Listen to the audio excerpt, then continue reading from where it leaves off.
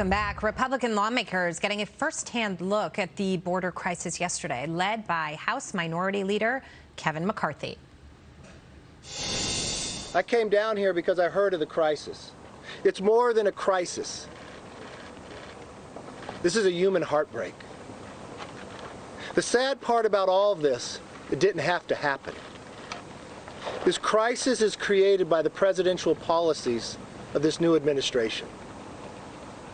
There's no other way to claim it than a Biden border crisis. My next guest was a part of that delegation. Joining me now, Texas Congressman Michael Cloud. Congressman, great to see you this morning. Thank you for being with us. Tell us more about the visit and what exactly you saw.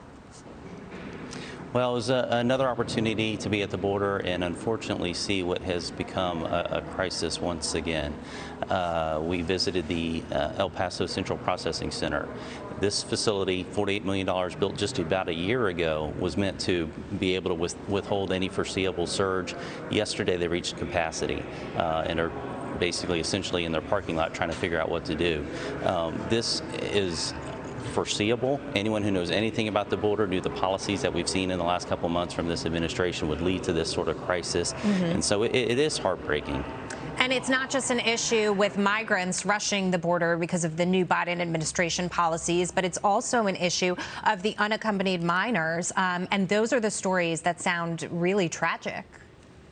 Yeah, 800 to 900 of the individuals there are unaccompanied minors. And if you think of how much progress we had made, the previous administration inherited a troubling situation, had to make tough decisions to fix the issue.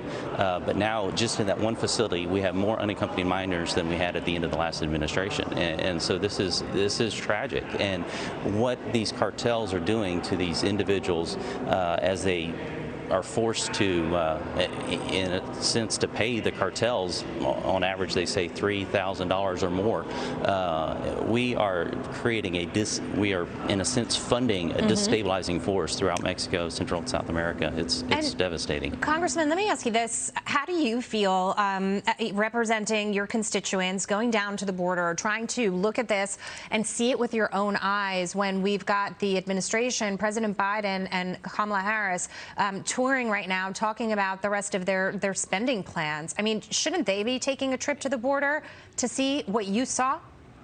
And they should take a trip to the border. I've taken people to the border before. The southernmost part of my district is just 2 hours north of the Rio Grande Valley sector, which is one of the most trouble spots along the border. And what's happening not only in the border towns, but how it's affecting our communities. These individuals are being released into communities. They're not being COVID tested.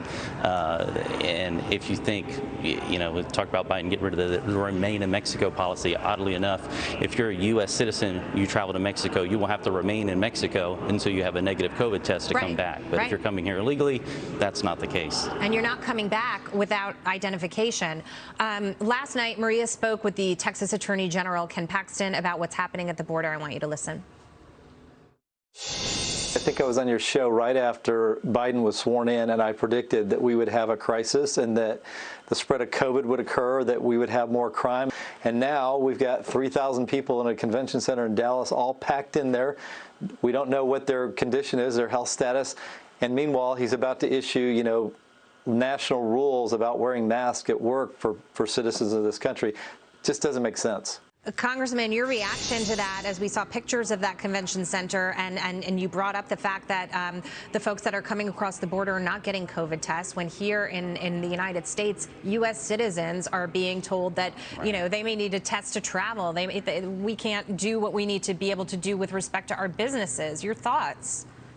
Yeah, it's hypocrisy for sure. And the willingness to overlook this as a crisis is very troubling coming from the White House. This is very predictable.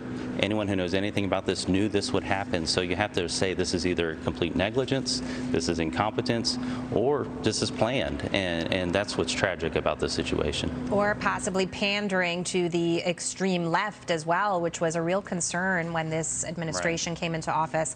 Congressman, great to see you this morning. Congressman Michael Cloud, thank you. Thank you.